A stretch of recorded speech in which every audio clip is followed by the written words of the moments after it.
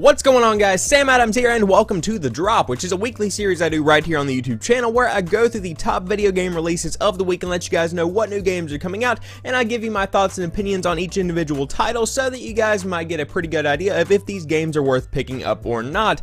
And this week we've got a pretty solid list of releases, two of which are major titles that a lot of people have been looking forward to, and then Nintendo also announced some Nintendo Selects that aren't necessarily new titles, but there is a price drop, and they are pretty much the platinum or greatest hits of the Nintendo brand. So I thought they were worth mentioning here on The Drop, and without further ado, let's go ahead and jump into it. So first off, we have Hitman coming to the PlayStation 4, the Xbox One, and PC, and I have to say that as far as video game franchises go, I love Hitman. It is such an interesting franchise just because of the way that the games actually play. If you aren't familiar with these games, they're pretty much these third-person stealth games in which you play as Hitman Agent 47, who has to hunt down his targets and take them out using whatever means necessary, or in other words, however you really want to take them out. For instance, I was playing in the Hitman beta just a couple of minutes ago, and they encourage you to take out the target in as many different ways as possible while playing through the mission multiple times. So for instance, the first time through, I simply took him out with a silenced pistol, and I took out the person he was talking to, and then I got off the ship. You play on a yacht in the beta, but that was just one way to do it. Then I got an improvised explosive device and strapped it to the bottom of his desk, and it blew up the desk, and it killed both people in the room, and then I was able to get off the yacht. Another time playing through the exact same mission, I was able to poison his glass of wine. Even another time I was able to take him out with a piece of wire and actually choke him out before he actually encountered the person he was supposed to be talking to. There are so many different ways to play through the game that the replay value in this is pretty much endless. Even if you do each individual way to take out the enemy multiple times, you still have a good time going back and playing through the mission in a different kind of way. Now, I do have to say that Square Enix split up the game in a bit of an unorthodox format. So pretty much if you wanted to just try out the game and you didn't get access to the beta and you wanted a bit more than the beta had to offer initially, you can purchase the Hitman intro pack for $14.99. Now that gives access to the prologue and the Paris mission that is going to be released this Friday. So it pretty much gives you about, I would say, a sixth or a seventh of the game to play through and see if you actually do want to invest the rest of your money into paying for the full experience.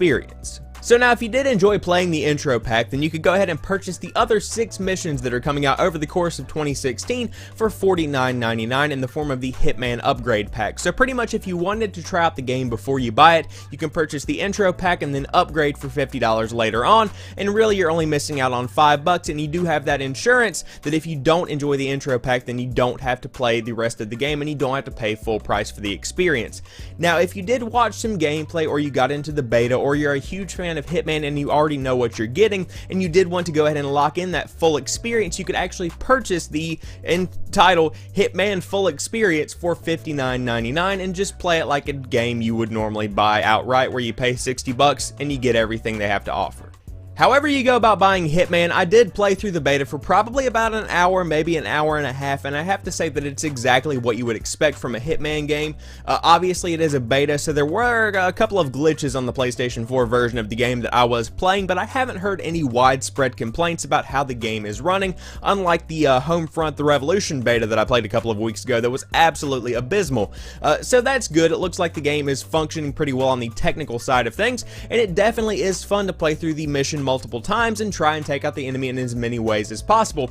So if each of the missions included in the game is as fun as the beta, I guarantee you're going to have a good time playing through this version of Hitman, which is hitting the PlayStation 4, Xbox One, and PC this week. So next up, we have Tom Clancy's The Division coming to the PlayStation 4, the Xbox One, and the PC. And a couple of weeks ago when there was a beta for this, there were actually 2 betas, and I played through both of them pretty extensively. I would say in total I probably have about 6 or 7 hours of total game time in The Division, and I have to say that I am pretty impressed with the game. I like a good bit about it, and we'll get into that in a minute, but I am concerned a little bit about how long this game is going to remain popular, because the relevancy of the game is a pretty big factor in how successful it is, especially with this title, but we'll talk about that sometime later. What it comes down to is that The Division is coming out this week, so what exactly is it? So the idea behind The Division is that a bioterrorism attack has had a huge impact on New York City, leaving thousands dead in the streets. So they have left these giant infected zones, and in addition to that, society has pretty much fallen apart because of the resources that have been used. So people have been forced to resort back to their primal instincts of taking care of themselves and kind of disregarding everyone else in society. For instance, if someone has a bottle of water, someone is going to kill someone for that bottle of water, kind of like Black Friday, which happens to be the name of the bioterrorism attack. So everyone is hunting each other down for resources, and thousands have been left dead, which is where the Division comes in.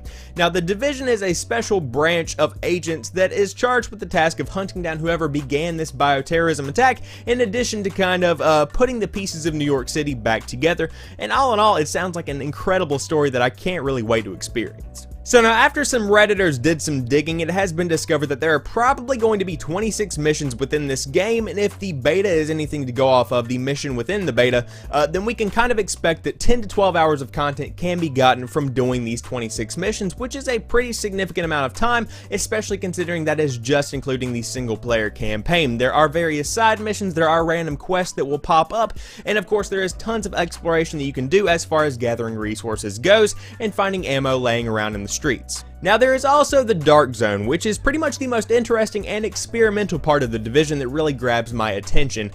Pretty much within the Dark Zone, you're trying to gather resources that can be extracted, disinfected, and used within other portions of the game. That's kind of the idea behind it. Now, what really grabs my attention is how you can play within the Dark Zone. For instance, if you did want to go in and just gather resources and kill anyone you saw and extract what you could find, then you could absolutely play with it that way. However, there are other people online within the Dark Zone.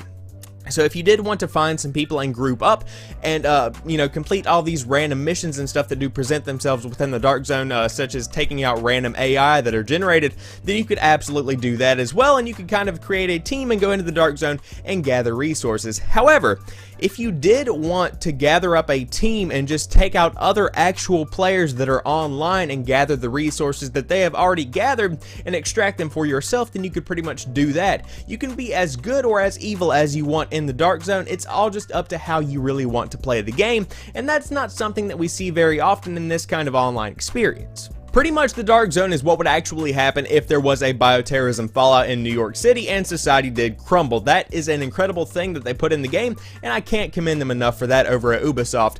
Now, there are a couple of other things that I did enjoy about the beta. I loved the gun mechanics. I think that they did very well with the shooting, especially on PC, and in addition to that, I feel like the loot system is done pretty well, but there is going to have to be some balancing issues that are kind of worked out, because I did notice some of that within the Division's beta. But other than that, I feel like this is actually going to be a pretty solid third-person shooter, and as long as the community does adopt it pretty well and sticks with the game, I could definitely see this one having some longevity, and it could definitely be a Destiny killer, as some people have been calling it. But we'll just have to see what happens. If you want to check out The Division, it is coming out on the PlayStation 4, Xbox One, and PC this Tuesday.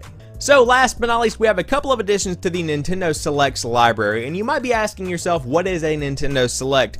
Pretty much in the world of PlayStation, we have Greatest Hits. In the world of Xbox, we have Platinum Hits. And in the world of Nintendo, we have Nintendo Selects, which are pretty much games selected by the community through sales and through talking about them that are pretty much the games to play for their console.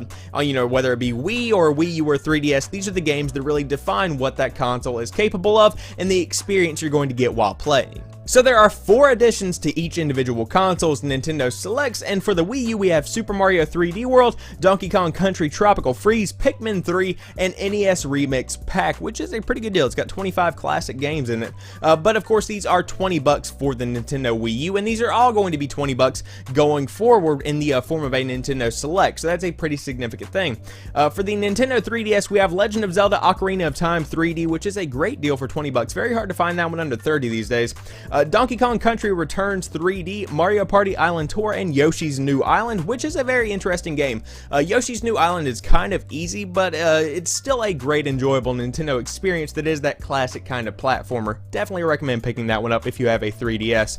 Now, for the Nintendo Wii, we have Super Mario Galaxy 2 being added to the list of selects, which is a fantastic game. If you haven't played Super Mario Galaxy and you happen to have an old Wii laying around, you should definitely try out either the first one, which was great, or the second second one, which I thought was alright, but I definitely like the first one better. And it's also a Nintendo Select, come to think of it, so these should both be around 10 or 20 bucks. Obviously, Super Mario Galaxy 2 is going to be 20 bucks starting this week. But in addition to that, we have Animal Crossing City Folk, Donkey Kong Country Returns, and Super Mario All-Stars. So if any of those games sound appealing to you, they are all going to be priced at $20 now, since they are added to the list of Nintendo Selects. And again, a lot of people have enjoyed these games, so more than likely, you will as well. So there you guys have it. I hope you've enjoyed this video. If you did enjoy it, be sure to share this video so that more people can find the channel, and drop a like to let me know that you did enjoy this edition of The Drop. And of course, let me know whatever game you are picking up this week, if any game is added to your library. And if you are more of a reader, The Drop is posted on Medium every single Sunday morning whenever I get done writing it, so if you want to check that out, there will be a link down below. And of course, I do Twitch streams every single Saturday night, and the link for that is in the description box as well. But without further ado, I want to thank each and every one of you guys for watching this particular video. I'll talk to you soon. Peace.